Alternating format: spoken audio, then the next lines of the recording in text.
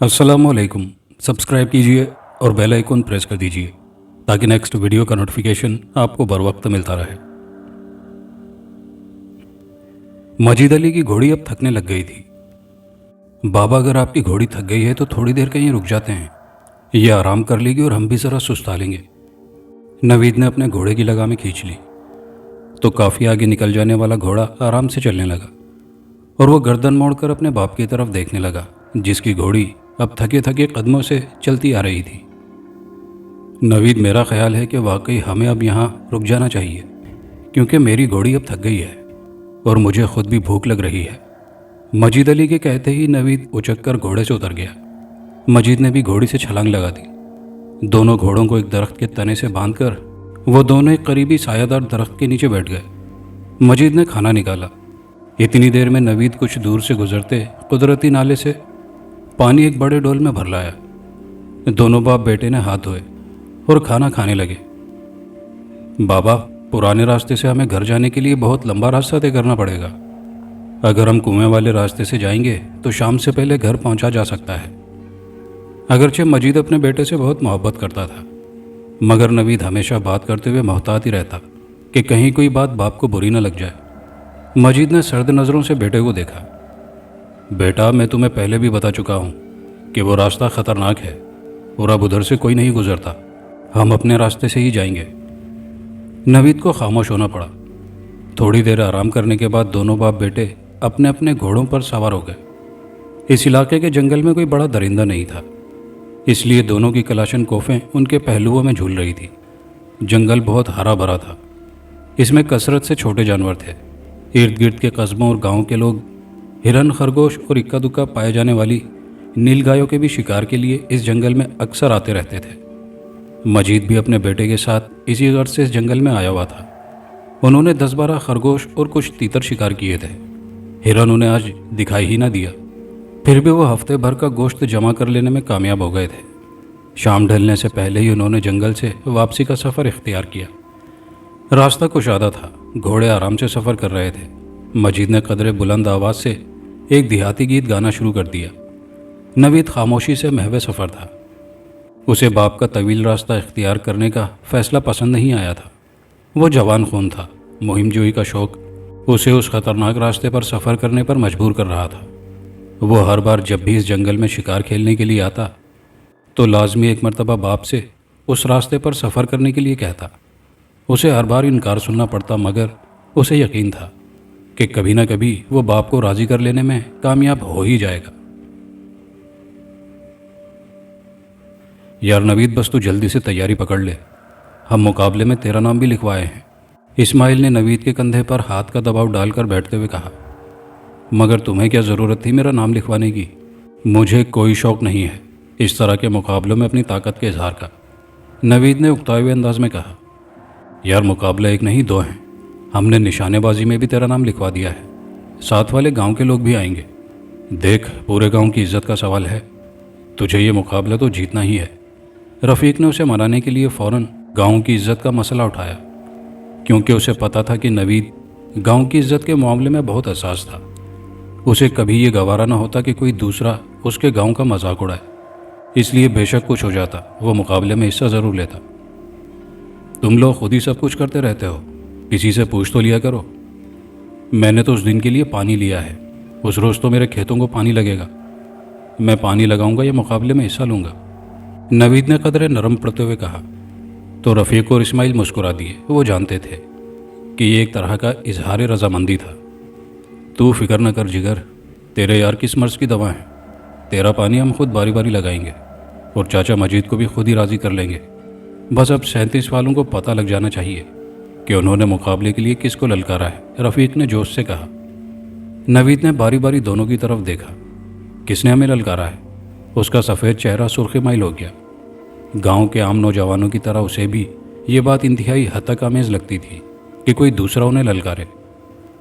37 के चौधरी का छोटा भाई आया था। उसने कहा है, मेले में मुकाबले में देखेंगे कि तुम्हारे गांव का कौन सूरमा हमारे गांव को हराता है। तब हमने कहा कि तुम बढ़ के ना मारो, देख लेना दोनों मुकाबले हम ही जीतेंगे। अब अगर हम ना जीत सके तो पूरे गांव की बेइज्जती होगी, इस्माइल ने तफसील बताई।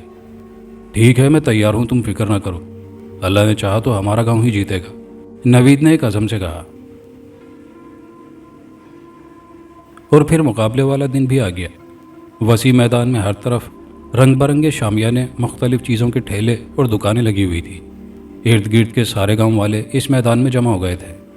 سب خوشی خوشی ثقافتی اور روایتی کھیل تماشوں کو دیکھنے میں مگن تھے۔ ایک طرف زور زور سے ڈھول بج رہا تھا، لوگوں کی اکثریت وہاں جمع ہو رہی تھی۔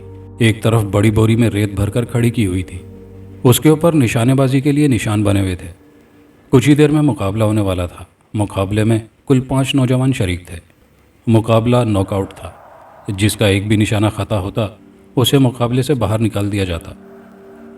نوید کا نمبر تیسرا تھا۔ اس نے اپنی گن سیدھی کی، ایک لمحے کے لیے نشان کی طرف دیکھا۔ ریت بھری ہوئی بوری کے عین وسط میں ایک پتا بنا ہوا تھا، اسے ہدف بنانا تھا۔ رفیق اور اسماعیل نے زوردار نعرے اور جوشیلی آوازیں نکال کر اس کی حوصلہ افزائی کی۔ نوید نے اپنے نشانے پر بھروسہ کرتے ہوئے ٹریگر دبا دیا۔ اگلے ہی لمحے پتے کے وسط میں سوراخ ہو چکا تھا۔ اس سے پہلے دونوں نشانہ بازوں کی گولی نشان کو لگی ضرور تھی، مگر عین وسط میں نہیں، مگر دونوں ہی نشان کو ہدف نہ بنا سکے تھے۔ اگلے مرحلے کے لیے 3 امیدوار بچے تھے۔ اس بار نوید کا آخری نمبر تھا۔ اس بار صرف نوید اور چودھری کے بھائی ہی نشانہ لگا سکے۔ تیسرا آدمی بھی ناک آؤٹ ہو گیا تھا۔ چودھری کے بھائی نے چیلنج کرتی نظروں سے نوید کی طرف دیکھا۔ دیکھیں گے ہیرو، چک 42 والوں میں کتنا دم ہے۔ نوید کو بہت برا لگا۔ جیتے گا تو انشاءاللہ 42 ہی، مگر تمہیں ہرا کر چودھری کا بھائی تل ملا کر رہ گیا۔ منصف یعنی امپائر نے 15 منٹ کے وقفے کا اعلان کر دیا۔ شاید وہ لوگوں کے شوق کو مزید ہوا دینا چاہتا تھا۔ رفیق اور اسماعیل شور مچاتے ہوئے اس کے قریب آ گئے۔ انہوں نے نوید کو اچھی طرح گلے لگا کر اسے بھینچا، اس کی پشت تھپکی۔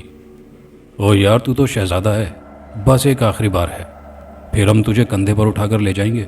یار، ہمارے گاؤں کا نام اونچا ہو جائے گا، تو ہمارے گاؤں کا جھومر بن جائے گا۔ نوید مسکراتا رہا۔ 15 منٹ کے بعد پھر مقابلے کے لیے پکارا گیا۔ دونوں گاؤں والے اپنے اپنے امیدوار کی حوصلہ افزائی کر رہے تھے۔ ایک شور برپا تھا۔ پہلے چودھری کے بھائی کی باری تھی۔ اس کا نشانہ بہت ہی پکا تھا۔ اس نے نشانہ لیا۔ نوید کا نشانہ بھی ٹھیک نشان پر لگا۔ منصف نے فیصلہ کیا کہ اس وقت تک دونوں نشانہ باز نشانہ لگاتے رہیں گے جب تک کہ ان میں سے کسی ایک کا نشانہ نہ چوک جائے۔ نشانے بازی پھر شروع ہوئی۔ نوید کے دوست سب سے زیادہ شور کر رہے تھے۔ باری باری دونوں نشانہ لگا رہے تھے۔ ہر بار نشانہ بالکل درست ہو رہا تھا۔ تیسری بار چودھری کے بھائی کا نشانہ پتے کے کنارے پر لگا۔ وہ دباؤ میں آ رہا تھا۔ نوید کے چہرے پر سنجیدگی تھی۔ اس کا ایک بھی نشانہ اپنی جگہ سے چوکا نہیں تھا۔ منتظم نے نشان بدلا۔ نئے نشان پر پہلا نشانہ چودھری کے بھائی کو لگانا تھا، اور گولی نشان کے بجائے بوری میں جا گھسی۔ نوید کے گاؤں والوں نے شور مچا دیا تو چودھری کا گاؤں خاموش ہو گیا۔ اب نوید فاتح تھا، مگر پھر بھی اس نے اگلے نشان پر گولی چلائی۔ اس بار بھی نشانہ ٹھیک اپنی جگہ پر لگا۔ گاؤں والوں نے اسے کندھے پر اٹھا لیا۔ رفیق بھاگا ہوا چودھری کے بھائی کے پاس گیا۔ نوید نے اسے روکنے کی کوشش کی، مگر وہ جوش میں بھرا ہوا چلا گیا۔ گاؤں والے نوید کے حق میں نعرے لگا رہے تھے۔ کچھ نوجوانوں نے بھنگڑا ڈالنا شروع کر دیا۔ ڈھول والا بھی پورے جوش سے ان کا ساتھ دے رہا تھا۔ نوید کا پورا گاؤں یوں خوش تھا جیسے انہیں بہت بڑی دولت مل گئی ہو۔ دیکھا میں نے چودھری کے بھائی کی کتنی مٹی پلیت کی۔ رفیق تھوڑی دیر بعد ان کے پاس آ گیا۔ سب کے چہرے جیت کی خوشی میں گلنار ہو رہے تھے۔ ابے تم دونوں یہاں ہو؟ وہاں میرے کھیتوں میں پانی کون لگا رہا ہے؟ نوید کو اچانک فکر لاحق ہوئی۔ یار تو فکر نہ کر، ہم نے ایک بندہ اجرت پر اس کام کے لیے بلایا ہوا ہے، یہ لے اور تو منہ میٹھا کر۔ اسماعیل نے مٹھائی نوید کے منہ میں ڈالتے ہوئے کہا۔ اب کل گھڑ سواری کا مقابلہ ہے، ابھی تو چل کر آرام کر، یہ بھی پتہ چل جائے گا کہ اس علاقے کا سب سے بڑا گھڑ سوار کون ہے۔ کل لالے کا بھی امتحان ہے، 2 ہفتوں سے اس کی اتنی خدمت کر رہے ہیں، اب دیکھیں گے کہ وہ کیا کرتا ہے۔ رفیق نے اسے لوگوں کے کندھے سے اترنے میں مدد دیتے ہوئے کہا۔ جو ہی نوید زمین پر کھڑا ہوا، سامنے سے مجید علی آ گیا۔ خوشی سے اس کا بھی چہرہ سرخ ہو رہا تھا، اور جوش کی زیادتی کی وجہ سے اس کے بوڑھے چہرے کے اعضاء پھڑک رہے تھے۔ ارے میرا شیر جوان بیٹا، تو نے تو میرا سر فخر سے بلند کر دیا ہے، آجا میرے سینے کو ٹھنڈک دے۔ مجید نے باہیں کھول کر جوش بھری آواز میں کہا۔ اس کی آواز کانپ رہی تھی۔ نوید بھاگ کر باپ سے لپٹ گیا۔ اگرچہ 60-62 سال کی عمر میں بھی مجید علی کی صحت قابل رشک تھی۔ ابھی تک وہ 50 کا لگتا تھا، گٹھا ہوا کثرتی بدن، قد بھی کافی اونچا تھا، مگر نوید کی باہوں میں وہ دھان پان سا لگ رہا تھا۔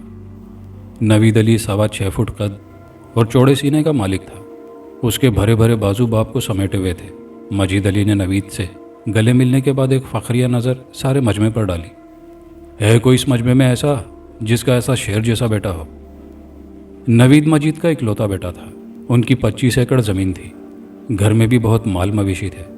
مجید علی نے ہمیشہ اپنی اور اپنے بیٹے کی خوراک کا خاص خیال رکھا تھا، اسی وجہ سے وہ ابھی تک صحت مند تھا، اور اس کا بیٹا ایسا خوبصورت جوان تھا کہ پورے علاقے میں چند ایک ہی جوان اس کے مقابلے کے لیے نکل سکتے تھے۔ مجید علی بڑے فخر سے سینہ تان کر بیٹے کے ساتھ چل رہا تھا۔ راستے میں ملنے والے انہیں مبارکباد دے رہے تھے۔ ہر مبارکباد دینے والا ساتھ اس خواہش کا بھی اظہار کرتا کہ کل کا مقابلہ بھی نوید کو ہی جیتنا چاہیے۔ نوید بھی کل کا مقابلہ جیتنا چاہتا تھا۔ اسے اپنے لالے یعنی گھوڑے پر بھروسہ تھا۔ وہ بہترین نسل کا ایک سرخ گھوڑا تھا، اسی وجہ سے نوید نے اس کا نام لالے رکھا تھا۔ اس کا گھوڑا اپنے گاؤں میں سب سے زیادہ طاقتور اور تیز رفتار تھا، مگر اب یہ دیکھنا تھا کہ کل کے مقابلے میں وہ دوسرے گاؤں کے گھوڑوں کو کیسے ہراتا ہے۔ دوسرے دن ایک قطار میں گھوڑے کھڑے تھے۔ ارد گرد کے گاؤں میں سے 2-3 جوانوں نے مقابلے میں حصہ لیا تھا۔ نوید کے گاؤں میں سے صرف نوید ہی مقابلے میں شریک تھا۔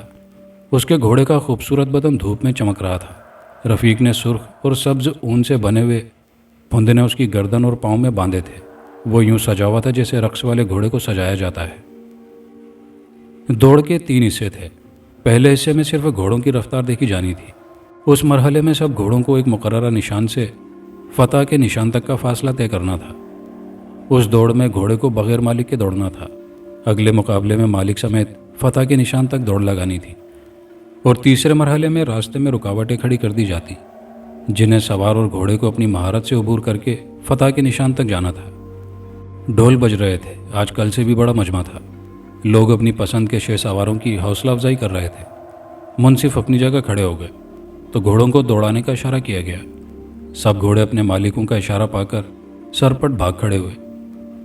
نوید کا گھوڑا 7ویں نمبر پر تھا۔ پہلا جھنڈا عبور کرتے ہوئے وہ 5ویں نمبر پر آ گیا، پھر تیسرے نمبر تک پہنچ گیا۔ اب 2 گھوڑے اس سے آگے دوڑ رہے تھے، مگر دوسرا جھنڈا عبور کرتے ہوئے وہ پھر 5ویں نمبر پر آ گیا تھا۔ اب صرف ایک جھنڈے کا فاصلہ باقی تھا اور گھوڑے کی پوزیشن خراب ہو گئی تھی۔ نوید کو پریشانی لاحق ہو رہی تھی۔ اس کا بجلی کی رفتار والا گھوڑا اب بھی 5 گھوڑوں سے پیچھے اور 6 نمبر پر تھا، جبکہ چودھری کے بھائی کا گھوڑا پہلے نمبر پر تھا۔ اسماعیل اور رفیق کے چہروں پر بھی فکر مندی کے آثار نظر آ رہے تھے۔ اس وقت وہ صرف شکستی نہیں، چودھری کے بھائی کے تانوں کے بارے میں بھی سوچ رہا تھا، مگر اگلے ہی لمحے انہیں لالے پر بہت پیار آیا، کیونکہ اب وہ اپنی پوری طاقت سے سب سے آگے نکل جانے کی کوشش کر رہا تھا۔ فتح کا نشان صرف 50 گز دور تھا اور لالا چوتھے نمبر پر تھا۔ لوگوں کا شور بلند ہوا، ڈھول کی تھاپ بھی تیز ہو گئی۔ فتح کا نشان اب 42 گز دور رہ گیا تھا اور لالا ایک اور گھوڑے کو پیچھے چھوڑنے میں کامیاب ہو گیا۔ فاصلہ تیزی سے سمٹ رہا تھا۔ اب جھنڈا صرف 22 گز دور رہ گیا تھا۔ سب اپنے گھوڑوں کو جوش دلا رہے تھے۔ نوید نے اپنے پھیپھڑوں کی پوری طاقت صرف کر کے نعرہ لگایا۔ آواز لالے تک پہنچ گئی تھی، کیونکہ اس نے ایک لمبی زکند میں 2 گھوڑوں کو پیچھے چھوڑ دیا تھا۔ اب وہ پہلے نمبر پر تھا، فاصلہ صرف 10 گز کا تھا۔ اسی وقت نوید اور اس کے گاؤں والوں کی شدید خواہش تھی کہ کسی طرح لالا اس فاصلے کو بھی جلدی سے طے کر لے، جبکہ چودھری کا بھائی مسلسل اپنے گھوڑے کے لیے نعرے لگا رہا تھا۔ اس لیے دوڑ کے راستے میں جگہ جگہ اپنے آدمی کھڑے کیے ہوئے تھے، جو اس کے گھوڑے کو ایک مخصوص نعرہ لگا کر جوش دلا رہے تھے۔ جیسے ہی گھوڑا دوڑتا ہوا ان کے سامنے سے گزرتا، وہ زوردار آواز میں نعرہ لگاتے، تب گھوڑے کی رفتار پہلے سے بھی تیز ہو جاتی۔ ان کی پوری کوشش کے باوجود ان کا گھوڑا دوسرے نمبر پر تھا۔ بالآخر لالا فتح کے نشان سے آگے گزر گیا۔ نوید کا مان بڑھ گیا۔ گاؤں والوں نے نعروں سے آسمان سر پر اٹھا لیا۔ دوڑ کا پہلا مرحلہ نوید جیت جانے میں کامیاب ہو گیا تھا۔ رفیق اور اسماعیل جلدی سے اس کے گلے لگے اور لالے کو لینے چلے گئے۔ لالا نے نوید کو دیکھ کر ایک بھرپور آواز نکالی۔ نوید نے لالے کے جسم پر ہاتھ پھیرا اور اپنے رومال سے اس کا چہرہ صاف کیا۔ لالا کو اول آنے پر انعام ملا تھا۔ اگلا مقابلہ 2 گھنٹے بعد تھا۔ سب مالک اپنے اپنے گھوڑوں کو پانی پلانے، دانہ کھلانے اور ان کی مالش کرنے میں مصروف تھے۔ 2 گھنٹے بعد نوید گھوڑے پر زین کس کر میدان میں آ گیا۔ چونکہ یہ میلے میں ہونے والا مقابلہ تھا، اس لیے اس میں ٹریک کی بجائے 4 جھنڈے لگائے گئے تھے۔ ہر جھنڈے کے متوازی چونے سے ایک یکسر لکیر کھینچی گئی تھی، اس طرح کہ اگر سب گھوڑے لائن پر کھڑے ہوں تو جھنڈا ان کی داہنی طرف ہوتا۔ ایک جھنڈا آغاز کی لائن اور ایک اختتام کی لائن پر لگایا ہوا تھا۔ ان 4 جھنڈوں کے درمیان کا علاقہ 3 مساوی حصوں میں تقسیم کیا گیا تھا تاکہ پتہ چل سکے کہ کتنے فاصلے تک کہ کون سا سوار سب سے آگے تھا۔ منصفوں کے آنے کے بعد جھنڈی لہرائی گئی اور دوڑ کا آغاز ہو گیا۔ اب تو نوید خود لالے پر موجود تھا۔ اس نے ایڑ لگائی، لالا بندوق سے نکلی ہوئی گولی کی طرح آگے بڑھا۔ پہلا جھنڈا آنے تک نوید سب سے آگے والے 3 سواروں کی لائن میں آ گیا تھا۔ مقابلے سے قبل ہی منصفوں نے فیصلہ کر لیا تھا کہ اگر ایک سے زائد سوار ایک ساتھ فتح کی لائن عبور کریں گے تو ان کی دوڑ دوبارہ لگوائی جائے گی۔ دوسرے جھنڈے تک تو 3 گھوڑے برابر دوڑتے رہے، مگر آخری مرحلے میں لالا آگے ہو گیا، اگرچہ اس کے اور دوسرے گھوڑوں کے درمیان صرف 1 گز کا فاصلہ تھا۔ تاہم لالا کو پہلی پوزیشن حاصل ہو گئی تھی۔ ایک مرتبہ تو ایک سوار اس کے برابر بھی آ گیا تھا، مگر لائن سب سے پہلے لالا نے ہی عبور کی۔ جہاں یہ لالا کی تیز رفتاری تھی، وہیں نوید کی شہ سواری بھی تھی، کیونکہ اگر تیز رفتار گھوڑے کو بھی اناڑی استعمال کرے تو وہ گھوڑے کی رفتار سے کوئی فائدہ نہیں اٹھا سکتا۔ دوسرا مقابلہ بھی نوید کا گاؤں جیت گیا۔ تیسرا مقابلہ شام کو تھا تاکہ گھوڑوں کو آرام دیا جا سکے۔ اب یہ مقابلہ سب سے سخت تھا۔ ایک تو گھوڑوں کو رکاوٹیں عبور کر کے مقابلہ جیتنا تھا، دوسرے باقی گاؤں والوں نے یہ مقابلہ جیتنے کے لیے اپنی پوری کوشش کرنی تھی، کیونکہ یہ بہت شرمندگی کی بات تھی کہ تینوں مقابلے ایک ہی گاؤں کا گھڑ سوار جیت جائے۔ اس طرح پھر لڑائی چھڑ جانے کا اندیشہ تھا، کیونکہ دوسرے گاؤں والے اسے ہتک سمجھتے۔ پہلے بھی ایک مرتبہ اس طرح کی لڑائی ہو چکی تھی۔ اسی وجہ سے یہ میلہ جو پہلے ہر سال لگا کرتا تھا، اب کی بار 5 سال کے بعد لگا تھا۔ اس میلے کے مقابلے اگرچہ نوید کے لیے نئے نہیں تھے، مگر وہ خود ان میں پہلی مرتبہ حصہ لے رہا تھا، اور خدا نے پہلی مرتبہ ہی اسے شاندار فتح نصیب فرمائی تھی۔ سارے مالک ایک بار پھر اپنے اپنے گھوڑوں کو آرام دینے اور ان کی دیکھ بھال کرنے میں مصروف تھے۔ تماشائی اب دوسرے تماشوں کی طرف متوجہ ہو رہے تھے۔ ایک طرف ندہ بندر اور ریچھ والے اپنا کرتب دکھا رہے تھے، ایک طرف مرغوں کی لڑائی ہو رہی تھی۔ صبح سے اکا دکا ٹکڑیوں کی صورت بھرنے والے بادل اچانک جمع ہونے لگے۔ کچھ ہی دیر بعد کالے بادلوں نے سورج کو چھپا لیا۔ شام سے پہلے شام ہو گئی۔ آج ویسے بھی میلے کا آخری دن تھا۔ سب ٹھیلے والے اپنے سامان اور شامیانے سمیٹنے لگے۔ شمال کی طرف سے آندھی اٹھی اور آندھی آن میں طوفان نے باد و باران کی شکل اختیار کر لی۔ اب تیسرا مقابلہ ناممکن تھا، کیونکہ وسیع میدان میں ہر طرف پانی اور کیچڑ تھا۔ لوگ بارش میں بھیگتے گھروں کا لوٹ رہے تھے۔ اسماعیل اور رفیق نے فیصلہ کیا تھا کہ اور لڑکوں کے ساتھ مل کر ڈھول کی تھاپ پر بھنگڑا ڈالتے ہوئے وہ نوید کی فتح کا جشن مناتے ہوئے گاؤں کی طرف روانہ ہوں گے، مگر اب یہ ممکن نہیں تھا۔ اگرچہ میلے کا اختتام اچھا نہیں ہو سکا تھا، پھر بھی وہ سب بہت خوش تھے۔ پہلی مرتبہ ان کے گاؤں نے 2 انعام حاصل کیے تھے۔ ارد گرد کے گاؤں دیہاتوں میں ان کے گاؤں کا نام رشک سے لیا جاتا تھا۔ ساتھ والے کئی گاؤں کے چودھریوں نے نوید کو دعوت پر بلایا تھا۔ گاؤں میں ایک نیا محاورہ تخلیق ہوا تھا کہ اپنا بیٹا پالنا ہے تو مجید سے سیکھو۔ نوید پہلے بھی گاؤں میں پسندیدگی کی نگاہ سے دیکھا جاتا تھا۔ پہلے بھی اس کی خوبصورتی اور شرافت کی وجہ سے بہت سے گھرانے اسے اپنا داماد بنانے کے خواہش مند تھے۔ اب تو بات ہی دوسری تھی۔ اسے اندازہ تھا کہ جن چودھریوں نے اسے اپنے ہاں کھانے پر بلایا ہے، وہ سب کسی نہ کسی حوالے سے ایسے ہی خواہش کا اظہار ضرور کریں گے۔ تو نے کچھ سنا؟ رفیق نے درخت تلے بیٹھے نوید سے آتے ہی کہا۔ وہ اپنی کلاشن کو صاف کر رہا تھا۔ وہ بیٹھ جا آرام سے، اور پھر بتا کہ خاص بات کیا ہے، نوید نے بے تکلفی سے مسکراتے ہوئے کہا۔ رفیق اس کے پاس ہی چارپائی پر بیٹھ گیا۔ یار وہ پرانا مندر ہے نا کچی کوٹھی کے پاس۔ رفیق تجسس پھیلانے کے لیے ذرا دیر کو رکا۔ نوید اپنی صفائی روک کر اس کی طرف متوجہ ہو گیا، کیونکہ کچی کوٹھی اور وہ پرانا مندر ایک متروکہ علاقہ تھا۔ لوگوں نے وہاں سے کئی قسم کی پراسرار داستانیں منسوب کی ہوئی تھی۔ یوں بھی مندر کی عمارت بہت خستہ ہو چکی تھی۔ ایک عرصہ وہ اس طرف کوئی آتا جاتا نہیں تھا، کیونکہ اس علاقے کے ہندو کچھ سال قبل ہی جب پاکستان بنا تھا تو وہاں سے چلے گئے تھے۔ ان کے بعد کوئی مندر کی دیکھ بھال کرنے والا نہ تھا۔ قدیم مندر دیکھ بھال نہ ہونے سے چند سال میں ہی نیم کھنڈر بن چکا تھا۔ کچی کوٹھی جو کبھی علاقے کے ہندوؤں کے لیے انتہائی متبرک تھی، اب کائی جمع پانی کے ساتھ ویران پڑی تھی۔ علاقے کے مسلمانوں کو ایک مرتبہ وہاں سے گزرتے ہوئے اتفاقیہ طور پر حادثہ پیش آیا تو انہوں نے وہ راستہ ہی ترک کر دیا۔ یوں مندر جو پہلے ہی ویرانے میں تھا اور بھی خطرناک مشہور ہو گیا۔ اب طویل عرصہ ہوا کوئی اس طرف نہیں جاتا تھا۔ نوید خاموشی سے وضاحت طلب نظروں سے اسے دیکھتا رہا۔ یار کل گجروں کے آدمی شام کے وقت وہاں قریب والے راستے سے گزر کر گاؤں کی طرف آ رہے تھے، تو انہوں نے مندر میں کئی لوگوں کو پھرتے دیکھا، اور ایک کمرے میں روشنی بھی ہو رہی تھی جیسے آگ کا لو روشن ہو۔ وہ دونوں اتنے خوفزدہ ہوئے کہ سر پر پاؤں رکھ کر بھاگ کھڑے ہوئے۔ گاؤں میں یہ بات پھیل گئی تھی کہ یا تو وہ جن وغیرہ ہیں یا پھر ہندوؤں کی بدرو ہیں۔ رفیق نے بڑے سنسنی خیز لہجے میں یہ بات بتائی۔ تو نوید نے بھویں سکوڑ کر پوچھا۔ وہ دوبارہ اپنی کلاشنکوف کی صفائی میں مصروف ہو گیا۔ رفیق چند لمحے خاموشی سے اسے دیکھتا رہا۔ میں چاہتا ہوں کہ ہم جا کر دیکھیں کہ آخر کون اب تک اس ویران کھنڈر میں موجود ہے۔ میرا خیال ہے کہ وہاں کوئی بدرو وغیرہ نہیں ہے، ضرور ڈاکوؤں کے کسی گروہ نے وہاں اپنا ٹھکانہ بنایا ہوا ہے۔ اس کی آواز میں دبا دبا سا جوش تھا۔ تو پھر تم مجھ سے کیا چاہتے ہو؟ نوید نے نہ سمجھنے والے انداز میں کہا۔ وہ اپنی کلاشنکوف میں گولیاں بھر رہا تھا۔ یار تو سمجھتا کیوں نہیں؟ میں تجھے اور اسماعیل کو ساتھ لے جانا چاہتا ہوں۔ اس طرح اگر ہم ڈاکو پکڑ لینے میں کامیاب ہو گئے تو نہ صرف ہماری واہ واہ ہوگی، بلکہ ہو سکتا ہے کہ ہمیں کوئی خفیہ خزانہ وغیرہ بھی مل جائے۔ پھر تو اپنے دن پھر جائیں گے۔ نوید نے اپنا کام ختم کر کے کلاشنکوف کو چارپائی پر رکھ دیا۔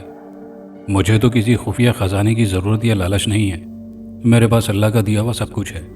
جہاں تک بات تمہارا ساتھ دینے کی ہے تو وہ میں صرف دوستی کے ناطے دینے کے لیے تیار ہوں، مگر ابھی نہیں، 2 دن بعد۔ آج مجھے ساتھ والے گاؤں کے چودھری کے گھر دعوت پر جانا ہے۔ وہاں سے شاید میں کل یا پرسوں واپس آ سکوں گا، کیونکہ چودھری کے بیٹے کی منگنی بھی ہے۔ رفیق نے فوراً اس کے کندھے پر ہاتھ رکھ دیا۔ ٹھیک ہے، میں 2 دن تک تمہارا انتظار کر سکتا ہوں۔ رفیق کو معلوم تھا کہ مقابلہ جیتنے پر ارد گرد کے گاؤں کے چودھریوں نے نوید کو اپنے ہاتھ دعوت پر بلایا ہوا تھا۔ اگرچہ مہینہ بھر ہو گیا تھا، لیکن ابھی تک دعوتیں ختم نہیں ہوئی تھی۔ حسب توقع نوید کو تقریباً ہر جگہ سے ڈھکے چھپے انداز میں رشتے کی پیشکش کی گئی تھی۔ سبھی رشتے اچھے تھے، مگر انہوں نے ابھی تک کسی رشتے پر سنجیدگی سے غور نہیں کیا تھا۔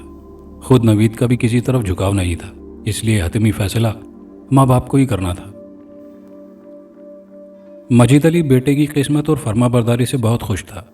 چودھری رب نواز ارد گرد کے سب چودھریوں سے زیادہ طاقتور اور امیر تھا۔ اس کی وسیع زرعی زمینیں تھیں، جن کی آمدنی سے اس نے شہر میں چینی کے کارخانے بھی لگا رکھے تھے۔ تقریباً سارے گاؤں کا گنا چودھری کی ملوں میں ہی جاتا تھا۔ اس کے پھلوں کے بھی باغات تھے۔ اس وقت بھی مجید علی اور نوید دونوں اس کے آم کے وسیع باغات میں سے گزر رہے تھے۔ چودھری کی شاندار حویلی سے کافی پہلے ہی اس کے نوکروں نے نوید اور مجید علی کا استقبال کیا اور ان کے گھوڑے لے لیے۔ پھر وہ بڑے عزت و احترام سے انہیں سجے سجائے مردانے میں لے آئے۔ چودھری رب نواز پہلے ہی وہاں کچھ لوگوں کے ساتھ بیٹھا ہوا تھا۔ اس نے بڑے تپاک سے نوید کو سینے سے لگایا۔ مجید علی اگرچہ خود بھی زمیندار تھا، مگر چودھری کی عمارت سے کافی مروب ہو رہا تھا۔ رب نواز نے اسے بھی محبت اور عزت سے گلے لگایا۔ تب قدر حوصلہ ہوا۔ رب نواز کا انداز واضح طور پر دوستانہ تھا۔ اس نے جلد ہی اپنے دوسرے مہمانوں کو رخصت کر دیا۔ اب نواز کے نوکروں نے اسے چائے تیار ہو جانے کی خبر دی تو وہ مجید علی اور نوید کو ساتھ لے کر مردانے کے اندرونی دروازے کی طرف بڑھا۔ یہ دروازہ ایک چھوٹی سی راہداری میں کھلا۔ اب رب نواز انہیں لیے ہوئے پہلے کمرے میں داخل ہوا۔ نوید اور مجید علی کی آنکھیں حیرت سے کمرے کا منظر دیکھ رہی تھی۔ قیمتی پردوں فانوس سے سجے اس بڑے کمرے میں داخل ہو گیا۔ نوید اور مجید علی کی آنکھیں حیرت سے کمرے کا منظر دیکھ رہی تھی۔ قیمتی پردوں فانوس سے سجے اس بڑے کمرے کے وسط میں ایک بہت بڑی چیز تھی، جس کے گرد اونچی پشت کی کرسیاں رکھی ہوئی تھی۔ میز پر بے شمار برتن پڑے تھے جن میں مختلف کھانے پینے کی چیزیں رکھی ہوئی تھی۔ نوید اور مجید علی جھجکتے ہوئے بیٹھ گئے۔ چودھری کے ملازموں نے انہیں چیزیں اٹھا کر پیش کرنا شروع کر دی۔ اگرچہ دوسرے سب چودھریوں نے بھی نوید اور اس کے باپ کی بہت اچھی خاطر تواضع کی تھی، مگر اس طرح کے حالات انہیں پہلے پیش نہیں آئے تھے۔ کسی بھی چودھری نے انہیں کھانے کے علیحدہ کمرے میں بلا کر کھانا نہیں کھلایا تھا۔ اگرچہ انہوں نے دعوت کا بھرپور انتظام کیا تھا، مگر چودھری رب نواز کی طرح شہری انداز سے کھانا نہیں کھلایا تھا۔ پاکستان بنے ابھی 8-10 سال ہی ہوئے تھے اور گاؤں والے اس طرح کے انداز زندگی سے واقف نہیں تھے۔ نوید سے رب نواز چھوٹے چھوٹے سوالات پوچھتا رہا۔ باتوں ہی باتوں میں اس نے اپنی بیٹی کا ذکر بھی کیا، جو گاؤں کی لڑکی ہونے کے باوجود میٹرک پاس تھی۔ خود نوید بھی گاؤں سے تعلق رکھنے کے باوجود میٹرک پاس تھا۔ رب نواز نے کہا کہ وہ ان دنوں اپنی بیٹی کے لیے رشتہ تلاش کر رہا ہے اور ایسے لڑکے کو ترجیح دے گا جو سلجھا ہوا ہو، चाहे उसके ख़ानदान से बाहर हो। साथ ही उसने नवीद के सुलझे हुए अंदाज़ो अतवार की तारीफ करना शुरू कर दी। ढके छुपे लफ्ज़ों में ये चौधरी की तरफ से रिश्ते की पेशकश थी। मजीद अली तो इतनी इज्जत मिलने पर फूले न समा रहा था। उसने रस्मी तौर पर भी सोचने की जहमत गवारा न की। जनाब, नवीद आप ही का बेटा है। चौधरी रबनवाज के चेहरे पर खुशी के आसार फैल गए। अभी तो मैं अपने बेटे की मंगनी कर रहा हूँ, आप लोग भी उसमें शिरकत करें। फिर नवीद बेटे के बारे में भी कुछ सोचते हैं। एक लिहाज से नवीद का रिश्ता तय हो गया था। वो खुद ही सूरत हाल पर अक्का बक्का बैठा था, जबकि मजीद अली से अपनी खुशी छुपाई ना जा रही थी। उसे बेटे का रिश्ता गैर एलानिया ही सही, इतनी अच्छी जगह तय हो जाने पर बहुत खुशी हो रही थी। उसने कभी ख्वाब में भी नहीं सोचा था कि वो इलाके के इतने बड़े और अमीर जमींदार का समधी बन जाएगा। रबनवाज की दावत से वापसी पर दूसरे दिन तीनों दोस्त घोड़ों पर सवार कच्ची कोठी वाले मंदिर को जाती पगडंडी के साथ साथ जा रहे थे। उस रास्ते में कई जगह इतनी घनी खारदार झाड़ियाँ थी कि उन्हें अपने घोड़े एक लाइन में गुजरने पड़ते, जहाँ रास्ता कदरे चौड़ा था।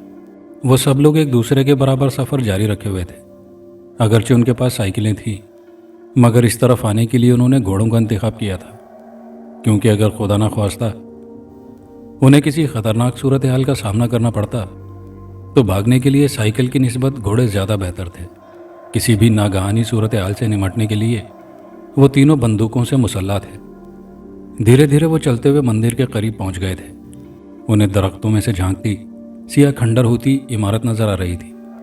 रास्ता बहुत दुश्वार था। किसी किसी जगह कांटेदार झाड़ियों ने एक दूसरे में अपनी शाखें फंसाकर रास्ता इस तरह बंद किया हुआ था कि उन्हें उतरकर एक आध झाड़ी काटना पड़ती तो आगे गुजरने का रास्ता सा बन जाता। ये इलाका गुज़िश्ता 10-12 सालों से वीरान पड़ा था। इस इलाके के लोग इस तरफ से नहीं गुजरते थे।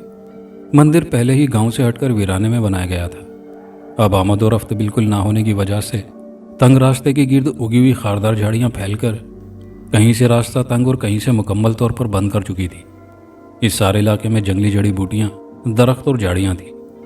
दूर से देखने पर यह इलाका एक छोटा जंगल नज़र आता था।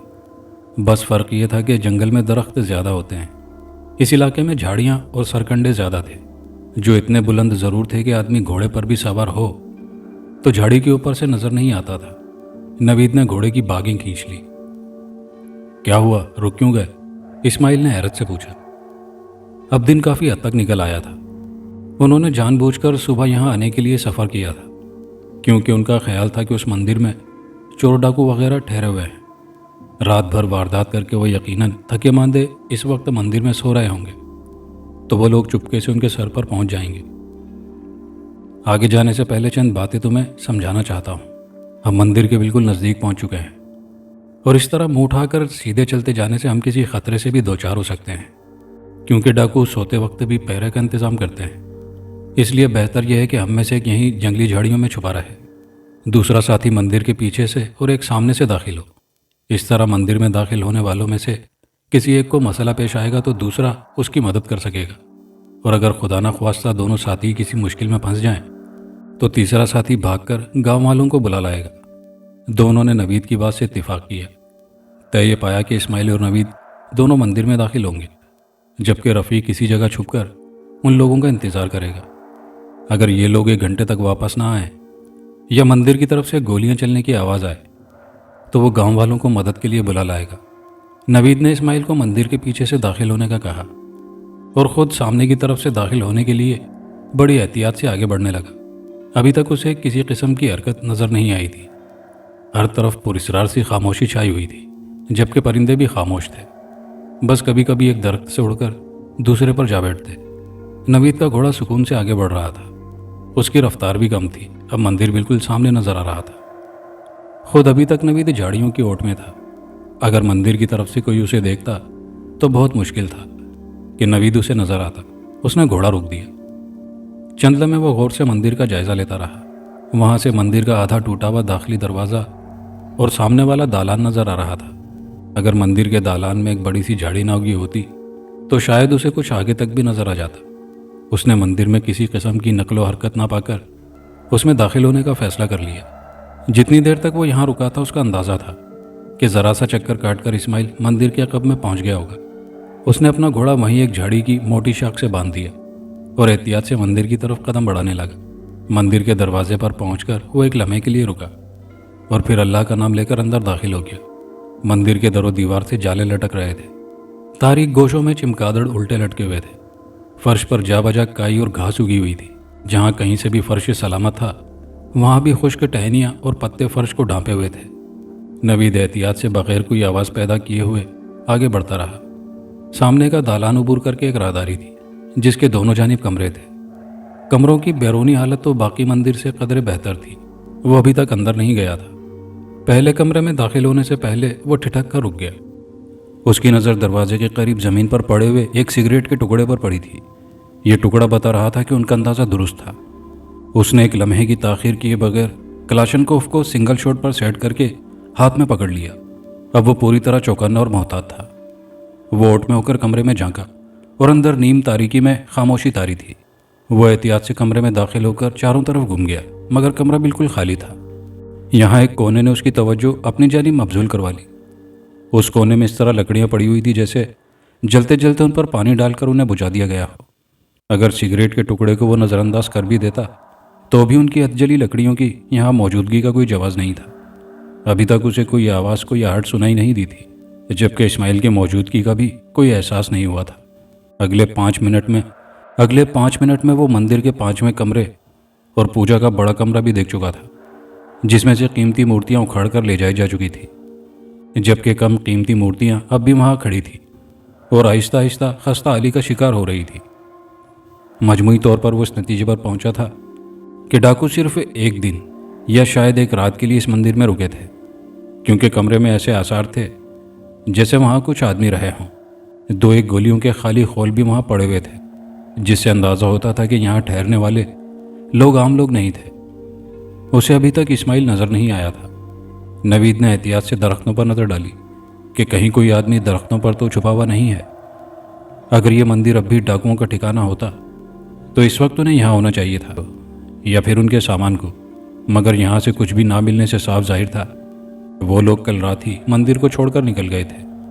हो सकता है कि उन्होंने भी गुज्जरों के उन 2 आदमियों को देख लिया हो जो इस मंदिर में रोशनी और मुर्दों के साए देखकर भाग उठे थे, और मुखबरी के खौफ से उन्होंने इस ठिकाने को फौरन छोड़ दिया हो। चूंकि नवीद सारे मंदिर की तलाशी ले चुका था, इसलिए वो पुरसुकून होकर मंदिर के पीछे वाले दरवाजे की तरफ बढ़ा। उसे लगा कोई तेजी से टूटे दरवाजे की ओट में हुआ है। गैर इरादी तौर पर उसने अपनी बंदूक सीधी कर ली, मगर एक लम्हे के बाद ही उसके मुंह से हंसी निकल गई। ओ आजा, तू अभी तक यहीं छुपा बैठा है? मैं सारी तलाशी ले आया हूँ, अंदर तो कोई भी नहीं है। नवीद ने बुलंद आवाज से कहा तो इस्माइल टूटे दरवाजे के पीछे से निकल आया। यार बस तू एहतियात से मंदिर का जायजा ले रहा था और तू अंदर से हो भी आया। तुझे अंदर जाते हुए किसी अनजानी गोली से डर नहीं लगा? इस्माइल ने उसके करीब आते हुए कहा। नहीं, मैं भी एहतियात से ही अंदर दाखिल हुआ था, मगर तुम इतनी देर से क्यों पहुंचे? नवीद समझ गया था कि इस्माइल मंदिर तक पहुंचने में लेट हो गया है, वरना वो बंदा भी बड़ा जीदार था। दरअसल रास्ते में मुझे कुछ झाड़ियों में हरकत नजर आई थी, इसलिए मैं उन्हें देखने के लिए रुक गया था। दोनों अब साथ साथ आगे बढ़ रहे थे। क्या था झाड़ियों में? नवीद ने दिलचस्पी से पूछा। एक छोटा गीदड़ था, शायद खरगोश पकड़ने की कोशिश कर रहा था, लेकिन उसे देखने के लिए मुझे काफ़ी वक्त ज़ाया करना पड़ा। इस्माइल ने उसके साथ मंदिर की अंदरूनी राहदारी में दाखिल होते हुए कहा। अब तुम्हें तलाशी लेने की ज़रूरत नहीं, मैं सब कुछ देख चुका हूँ। कुछ डाकू जिनकी तादाद मेरे अंदाजे के मुताबिक 5 हो सकती है, यहाँ ठहरे हुए थे, मगर अब वो अपना सामान समेट कर यहाँ से जा चुके हैं। हो सकता है कल रात या फिर उससे भी पहले ही। तुम तेज़ी से कमरे देख लो, मैं इतनी देर में रफ़ीक को बुलवाता हूँ, वो परेशान हो रहा होगा। इस्माइल सर हिलाते हुए एक कमरे में दाखिल हो गया और नवीद रफ़ीक को बुलाने चल दिया। कुछ देर बाद वो तीनों उसी तरह घोड़ों पर सवार वापस जा रहे थे। मजीद अली की घोड़ी आगे थी, जबकि नवीद का घोड़ा चहलकदमी के अंदाज में कदरे पीछे आ रहा था। आज फिर दोनों बाप बेटा शिकार के लिए आए हुए थे। खेती बाड़ी के मामूल के काम में ये उनकी वाहिद तफरी थी। दोनों ही शिकार के बेहद शौकीन थे, इसलिए हर 2-3 माह के बाद इस जंगल का रुख कर लेते थे। जब नवीद छोटा होता था तब भी वो कई मरतबा बाप के साथ इस जंगल में आ चुका था। तब यहाँ आने जाने के लिए दूसरा रास्ता इस्तेमाल होता था। फिर तकरीबन 2-3 साल कबल इस रास्ते पर एक बड़े सांप ने कब्जा कर लिया। वो रास्ते में आने वाली एक छोटी सी पहाड़ी में रहता था और इधर उधर घूमता रहता था। सांप बहुत बड़ा था, اس لیے لوگوں نے مارے خوف کے راستہ ہی چھوڑ دیا، کیونکہ راستہ بالکل پہاڑی کے قریب سے ہو کر گزرتا تھا جہاں اس خطرناک سانپ کا بسیرا تھا۔ آج کا دن باپ بیٹے کے لیے کوئی خاص نہیں رہا تھا۔ اب تک انہیں کوئی اچھا شکار نہ مل سکا تھا۔ اب دوپہر ڈھل رہی تھی۔ انہیں 1-2 گھنٹوں کے بعد لازماً واپسی کا سفر اختیار کرنا تھا، کیونکہ دوسرا راستہ کافی طویل تھا اور گھر پہنچتے پہنچتے انہیں رات ہو جانی تھی۔ اچانک ایک چھوٹا ہرن سامنے کے جھنڈ سے نکلا اور نوید کے سامنے سے دوڑتا ہوا اس کی دائیں طرف موجود جھاڑیوں کی طرف بڑھا۔ نوید نے ایک لمحے میں اس پر فائر کر دیا۔ اس کا نشانہ بہت پکا تھا۔ گولی ہرن کی پچھلی ٹانگوں کے قریب لگی تھی۔ نوید نے اپنے گھوڑے کو ایڑ لگائی اور جھاڑیوں کی طرف بڑھا۔ ہرن زخمی ضرور تھا مگر ابھی بھی بھاگ رہا تھا۔ چند گز آگے جا کر وہ بے بس ہو کر گر پڑا۔ اس کے زخم سے تیزی سے خون بہہ رہا تھا۔ نوید کود کر اپنے گھوڑے سے نیچے اترا اور ہرن کی طرف بھاگا۔ ہرن اسے اپنی جانب آتے دیکھ کر پھر ہمت کر کے اٹھا اور بھاگ کھڑا ہوا۔ شدید زخمی ہونے کی وجہ سے اس کی رفتار نہ ہونے کے برابر تھی۔ نوید اس کے پیچھے بھاگنے لگا۔ مجید علی اپنی گھوڑی پر اس کے پیچھے آ رہا تھا۔ اس نے اپنی گھوڑی کی رفتار بڑھائی کہ ہرن کو سامنے سے جا کر گھیر لے، مگر نوید نے منع کر دیا۔ نہیں بابا، میں اکیلا ہی کافی ہوں۔ مجید علی نے گھوڑی کی رفتار آہستہ کر دی۔ لالا خود بخود ہی اس کے پاس آ کر کھڑا ہو گیا۔ نوید نے ہرن کا پیچھا نہیں چھوڑا۔ کچھ آگے جا کر ہرن نقاہت کی وجہ سے گر پڑا تو نوید اس کے سر پر پہنچ گیا۔ ہرن کی بڑی بڑی آنکھوں میں رحم کی درخواست تھی۔ وہ انتہائی درد مندانہ انداز میں نوید کی طرف دیکھ رہا تھا۔ اب وہ اٹھنے کے قابل نہیں رہا تھا۔ نوید نے اسے دبوچ لیا۔ ہرن نے آخری کوشش کے طور پر خود کو چھڑانے کی کوشش کی، مگر نوید کی گرفت میں مچل کر رہ گیا۔ مجید علی بھی گھوڑی سے اتر کر اس کے پاس آ گیا۔ اس نے گھوڑی کی زین سے بندے ایک بڑے تھیلے میں سے ایک بڑی اور تیزدار چھری نکالی اور قریب آ گیا۔ نوید نے ہرن کو پکڑے رکھا اور مجید علی نے اسے ذبح کر دیا۔ ہرن کی اذیت سے جان چھوٹ گئی اور وہ خود ہرن کے مر جانے کے خوف سے محفوظ ہو گئے تھے۔ نوید نے ہرن کو ایک تھیلے میں ڈال کر اپنے گھوڑے کی پشت پر باندھ دیا۔ باپ بیٹے خوش تھے کہ انہیں 10-15 کلو گوشت مل گیا تھا، اور وہ بھی ہرن کا۔ مجید علی نے واپسی کا ارادہ کر لیا۔ اب واپس چلتے ہیں۔ راستے میں اگر کچھ اور خرگوش یا بٹیر مل گئے تو شکار کر لیں گے۔ نوید نے سعادت مندی سے سر ہلا دیا۔ دونوں واپسی کے لیے مڑے۔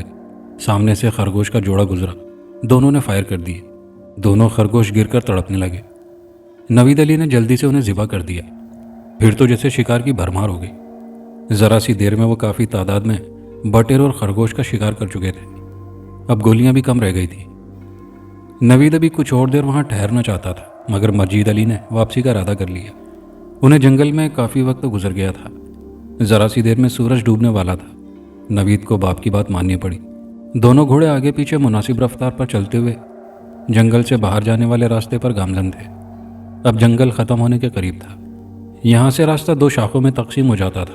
ایک راستہ وہ تھا جو سرسبز اور خوبصورت علاقے سے ہو کر گزرتا تھا۔ یہ نسبتاً چھوٹا راستہ تھا، جبکہ دوسرا راستہ ویران اور کافی طویل تھا۔ نوید کو وہ مختصر راستہ بہت پسند تھا۔ وہ بہت مرتبہ اس راستے سے گزر کر شکار کرنے آتا جاتا رہا تھا۔ بابا، اس نے اپنے گھوڑے کی باگیں کھینچتے ہوئے کہا۔ مجید علی نے بھی اپنی گھوڑی روک لی۔ میں چاہتا ہوں کہ آج رات ہم اسی پرانے راستے سے واپس جائیں۔ ہم جلدی پہنچ جائیں گے۔ مجید علی نے غور سے بیٹے کو دیکھا۔ بیٹا، تو جانتا ہے کہ اس راستے پر ایک خطرناک سانپ نے قبضہ کر لیا ہے۔ وہ کسی کو وہاں سے گزرنے نہیں دیتا۔ میں کوئی خطرہ مول نہیں لینا چاہتا۔ ہمیں واپسی میں واقعی دیر ہو گئی ہے، پھر بھی ہم رات کے ابتدائی حصے میں اپنے گھر تک پہنچ جائیں گے۔ مجید علی نے اگرچہ لفظاً اسے منع کیا تھا، مگر اس کے لہجے میں وہ ہمیشہ والی ایک قطعی بات نہ تھی، جس کے بعد نوید کو دوبارہ بات کرنے کی ہمت نہیں ہوتی تھی۔ بابا، ہم 2 ہیں، ہمارے پاس کلاشنکوف ہے، اور آپ جانتے ہیں کہ میرا نشانہ خطا نہیں ہوتا۔ اگر سانپ سے ہمارا آمنا سامنا ہو بھی گیا تو ہم لاٹھی سے مارنے یا بھگانے کی بجائے اسے فائر کر کے مار ڈالیں گے۔ اس طرح خلق خدا کا بھلا ہو جائے گا اور یہ اتنا اچھا اور سرسبز راستہ دوبارہ استعمال ہونے لگے گا۔ یہ تو سب ٹھیک ہے، مگر جانے کیوں میرا دل نہیں مانتا۔ میں جانتا ہوں کہ تیرا نشانہ بہت پکا ہے، یا ویسے بھی ہم دونوں باپ بیٹا اتنی طاقت ضرور رکھتے ہیں کہ کسی بڑے سانپ کو بھی لاٹھی سے مار سکیں، مگر میں نہیں چاہتا کہ ہم اس راستے سے جا کر خطرے میں پڑ جائیں۔ مجید علی کی آواز مدھم تھی۔ بابا، یہ سب بیکار کے اندیشے ہیں۔ ہم دونوں سانپ پر بھاری پڑیں گے۔ آپ ہمت پکڑیں، آج ہم اسی راستے سے جائیں گے۔ میرا آپ سے وعدہ ہے کہ اگر سانپ ہمیں نظر نہ آیا تو ہم آرام سے گزر جائیں گے، لیکن اگر اس نے ہمیں روکنے کی کوشش کی تو ہم اس کا کانٹا نکال دیں گے، نوید نے ایک عزم سے کہا اور گھوڑا اس مختصر راستے پر ڈال دیا۔ مجید علی بھی اس کے پیچھے ہو لیا۔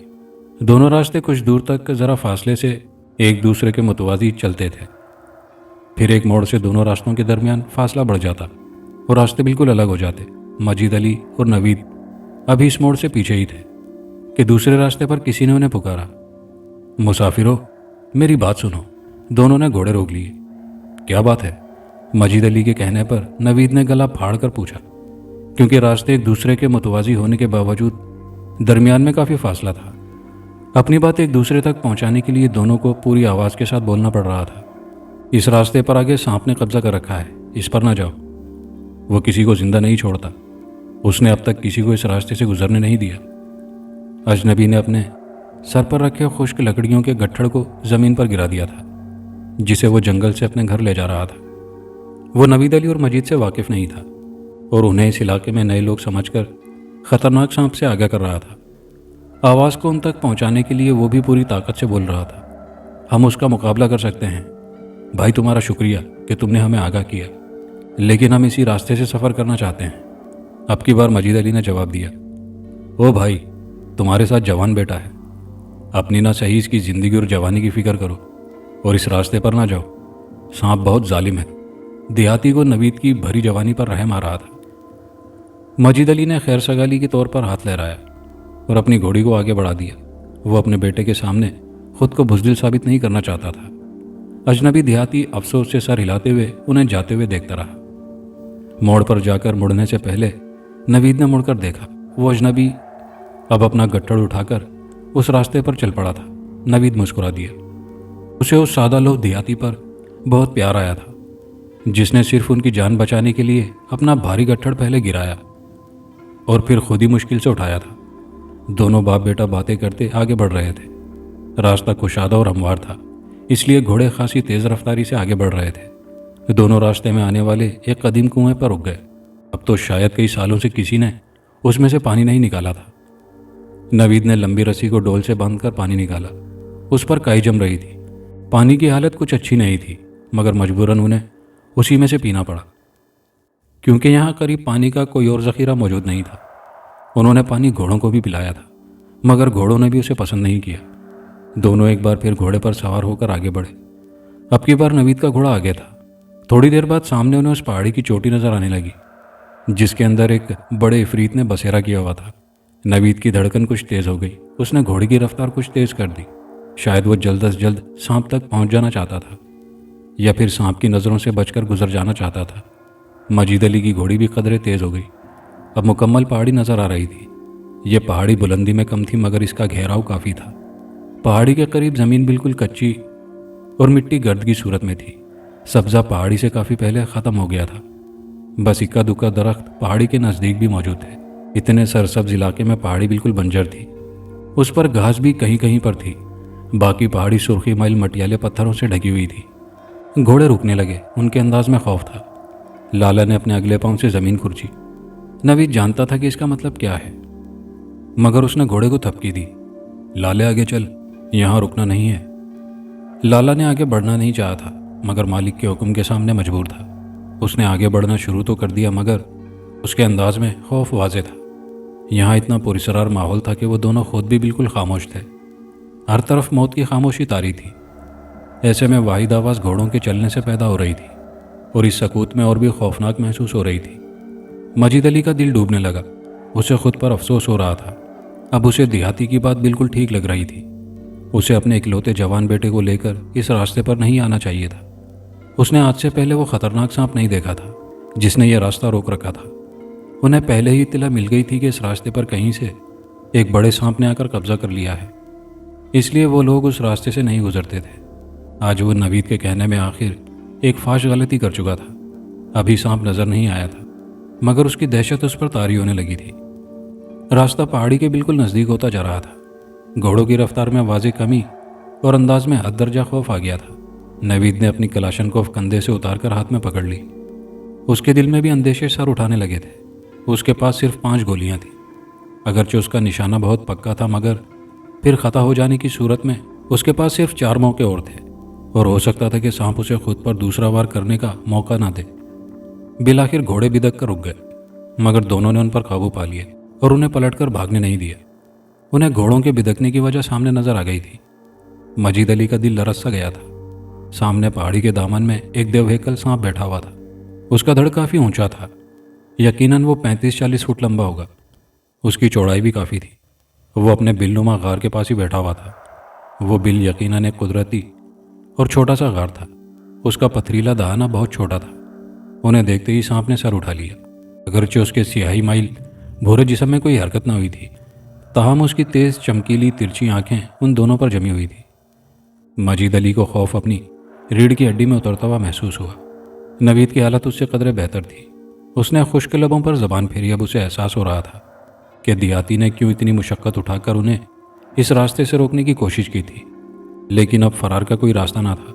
सांप का अंदाज बता रहा था कि वो किसी भी लम्हे उन पर हमला कर देगा।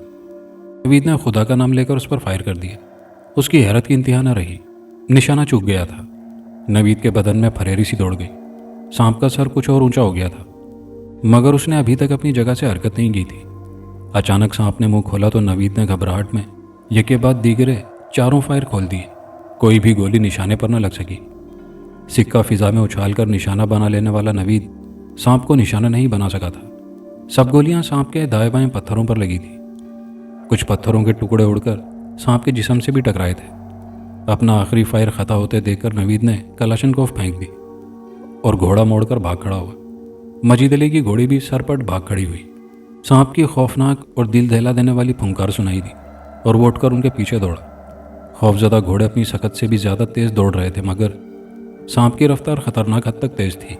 नवीद ने घोड़े पर बैठे बैठे सर मोड़कर देखा। सांप चंद गज पीछे था। नवीद ने घोड़े को मखसूस थपकी दी। घोड़े ने दोनों पिछले पांव से खूब मिट्टी उड़ाई। सांप की आंखों में मिट्टी पड़ी तो वो रुक गया। घोड़ों ने इतनी देर में काफ़ी फासला तय कर लिया था। गर्द ज़रा कम हुई तो सांप फिर उनके पीछे दौड़ने लगा। नवीद ने घोड़े को पहाड़ी के गिर्द दौड़ाना शुरू कर दिया, क्योंकि सीधे रास्ते पर भागने से सांप बहुत जल्द उन तक पहुंच सकता था। घोड़े पूरी रफ्तार से दौड़ रहे थे, मगर सांप सर पर पहुंचा जा रहा था। नवीद ने अपने घोड़े पर लदा हुआ हिरन का थैला भी वजन कम करने के लिए नीचे गिरा दिया। सांप एक लम्हे के लिए रुका।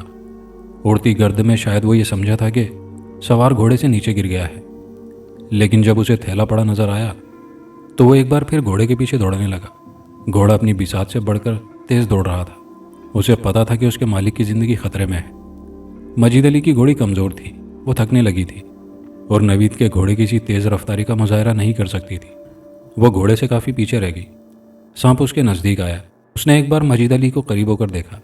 गर्द की वजह से उसे साफ नज़र नहीं आ रहा था, मगर जब उसे नज़र आया कि घोड़े पर उसका हदफ नहीं है तो वो मजीद अली को छोड़कर आगे बढ़ गया। मजीद अली के मुंह से दर्द भरी आवाज़ निकल गई। उसे इदराक हो गया था कि सांप हर सूरत नवीद की जान लेना चाहता है। अगर वो उन दोनों को यकसां दुश्मन समझता तो कभी इस तरह उसको छोड़कर नवीद के ताक़ुब में न जाता। मजीद अली को अपने बेटे की ज़िंदगी अपने सामने ख़त्म होती नज़र आ रही थी। वो किसी खुश फहमी में मुब्तला नहीं हो सकता था। उसे पता था कि उनके पास अब कोई असलहा या हथियार नहीं है। घोड़े कितनी देर तक उसके सामने दौड़ सकते हैं? आखिर वो थक कर रुक जाएंगे तो सांप को कौन रोकेगा? यहाँ किसी को मदद के लिए बुलाया नहीं जा सकता था, क्योंकि आबादी यहाँ से बहुत दूर थी और यह रास्ता मतरूक और वीरान था। लोग पिछले कई सालों से इस रास्ते से कतरा कर गुजरते थे। नवीद का घोड़ा पहाड़ी का चक्कर काटकर फिर मजीद अली के पास आ गया। मजीद अली ने गौर से नवीद की तरफ देखा। नवीद की आंखों में इल्तिजा थी कि किसी तरह बापू सांप से पीछा छुड़ाने का कोई हल तलाश कर ले। मजीद अली की आंखों से आंसू गिरने लगे। सांप को आते देखकर घोड़ी फिर दौड़ने लगी। नवीद का घोड़ा बुरी तरह हाँफने लगा था। नवीद को खुद भी एहसास था कि अब किसी भी लम्हे घोड़ा थकन के मारे गिर जाएगा। उसे खुद भी अंदाज़ा हो गया था कि सांप उसके बाप की नहीं, सिर्फ उसकी ज़िंदगी का खात्मा करना चाहता है। उसे रह रहकर अपनी गलती का एहसास हो रहा था, मगर अब कुछ नहीं हो सकता था। घोड़े की रफ्तार कम हो रही थी और सांप उसके सर पर पहुंच रहा था। नवीद ने चीखकर घोड़े को तेज़ दौड़ने के लिए कहा। खौफ के बाइस उसकी आवाज़ फट गई थी। सूरज भी डूबने के करीब था।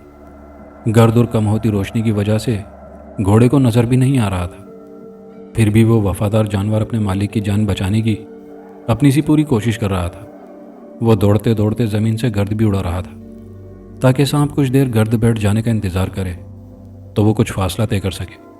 इंसान भाग सकता है, मगर अपनी तकदीर से नहीं। दौड़ते दौड़ते मजीद अली की घोड़ी एक मरतबा फिर नवीद के घोड़े से पीछे रह गई। सांप ने अब की बार उसे देखने की भी जहमत नहीं की। वह नवीद के पीछे भागता रहा। घोड़ा अपनी ताकत से बढ़कर दौड़ता रहा। वो काफ़ी थका हुआ भी था, उसकी रफ्तार कम हो गई थी। सांप घोड़े के बराबर आ गया था। लाला भाग मेरे यार। नवीद की घुटी हुई आवाज़ भी लाला को भागने पर मजबूर नहीं कर सकी। सांप ज़मीन पर कई फुट ऊपर खड़ा हो गया। उसने एक लम्हे के अंदर छलांग लगाकर अपने आप को नवीद की मजबूत कमर के गिर्द लपेट लिया। मजीद अली की दाढ़ें निकल गई। सांप ने अपना मुंह नवीद के मुंह के बिल्कुल सामने लाकर उसकी आंखों में झांका। उसका अंदाज फातिहाना था। नवीद की आंखों से बेबसी और खौफ छलका पड़ रहा था। सांप ने नवीद को घोड़े की पुश्ती से नीचे घसीट लिया और उसे लेकर तेजी से आगे बढ़ने लगा। मजीद अली अपनी घोड़ी पर उसके पीछे आने लगा। उसकी उम्र भर की कमाई उसका शेर जैसा बेटा सांप के शिकंजे में कसा उसके सामने जमीन पर घसीटता जा रहा था। मजीद अली रोते हुए सांप से अपने बेटे को छोड़ देने की इल्तिजा कर रहा था। जिस जगह सांप ने नवीद को घोड़े पर से घसीटा था वो उस जगह से कुछ ही फासले पर थी जहां खड़े होकर नवीद ने उस पर गोलियां बरसाई थी। और अब सांप नवीद को जकड़े हुए उस जगह की तरफ बढ़ रहा था जहां वो बैठा हुआ था। मजीद अली की आंखों से बेख्तियार आंसू गिर रहे थे। उसे ये तो यकीन था कि सांप उसके बेटे को जिंदा नहीं छोड़ेगा, मगर यह अंदाज़ा नहीं था कि उसे किस तरह मारेगा। सांप अपने बिल के पास जाकर रुक गया। अब तक नवीद ने मुंह से एक लफ्ज़ नहीं बोला था, बस वो इल्तिजा भरी नज़रों से बाप को देख रहा था। सांप ने अपना बल ढीला किया और फिर नवीद की टांगें अपने बिल में दाखिल कर दी। नवीद को अपना भयानक अंजाम नजर आ गया। बेख्तियार उसकी आंखों से आंसू गिरे। मजीद अली मौत से बेपरवाह होकर चिल्लाता हुआ घोड़ी से उतरा और नवीद की तरफ भागा। सांप ने नवीद को नीचे की तरफ धकेल दिया। बाबा, नवीद के मुंह से हल्की सी आवाज़ निकली। मजीद अली अभी उससे कई गज दूर था। सांप ने इस बार काफ़ी ताकत से उसे अंदर की तरफ धकेला। कड़क की आवाज़ के साथ नवीद की कई हड्डियाँ ज़ोरदार आवाज़ के साथ टूट गई, क्योंकि गार का मुंह तंग था और नवीद उसमें से गुजर नहीं सकता था। नवीद के मुंह से दर्दंगेज चीख निकली तो मजीद अली की आंखें सदमे और हैरत से फैल गईं। मजीद अली अपने कदमों पर खड़ा रहने के काबिल न रहा। सांप ने एक बार फिर नवीद को अंदर की तरफ धकेला। एक बार फिर नवीद की हड्डियों के टूटने की कड़कड़ाहट की आवाज़ पैदा हुई और तारीख होती फिजा भयानक चीखों से गूंज उठी। अब नवीद का सिर्फ सर गार से बाहर रह गया था। बाबा, मुझे बचा लो, नवीद ने बिलक कर कहा। मजीद अली नीचे गिर गया, मगर अब भी उसकी निगाहें बेटे के चेहरे पर जमी हुई थी। सांप ने नवीद का सर भी गार में धकेल दिया और ख़ुद भी गार में जाने लगा।